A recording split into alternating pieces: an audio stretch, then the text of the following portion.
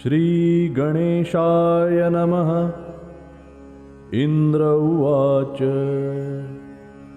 नमस्ते अस्तु महामाये श्रीपीठे सुरपूजिते शङ्खचक्रगदाहस्ते महालक्ष्मी नमोऽस्तुते। नमस्ते गरुडारूढे कोलासुरभयङ्करी सर्वपापहरे देवी महालक्ष्मी नमोऽस्तुते। सर्वज्ञे सर्ववरदे सर्वदुष्टभयङ्करी सर्वदुःखहरे देवी महालक्ष्मी नमोऽस्तुते।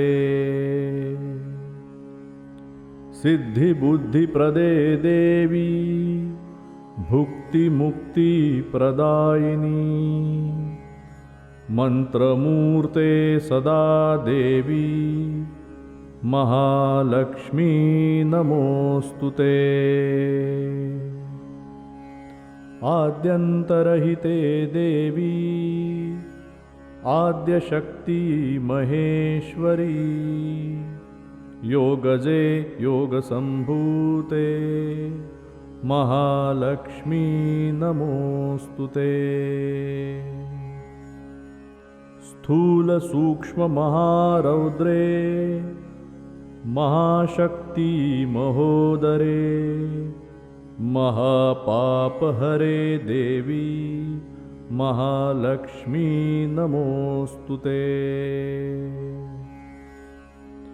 पद्मासनस्थिते देवी परब्रह्मस्वरूपिणी परमेशी जगन्मातर्महालक्ष्मी नमोऽस्तुते। श्वेताम्बरधरे देवी नानालङ्कारभूषिते जगत्स्थिते जगन्मातर्महालक्ष्मी नमोऽस्तुते।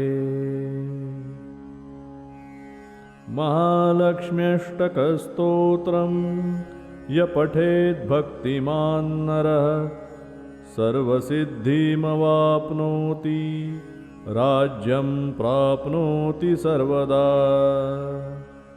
एककाले पठेन्नित्यं महापापविनाशनं द्विकालं यः पठेन्नित्यं धनधान्यसमन्वितः त्रिकालं यः पठेन्नित्यं महाशत्रुविनाशनं महालक्ष्मीर्भवेन्नित्यं प्रसन्ना वरदा शुभा। इतीन्द्रकृतः श्रीमहालक्ष्म्यष्टकस्तवनः सम्पूर्णः।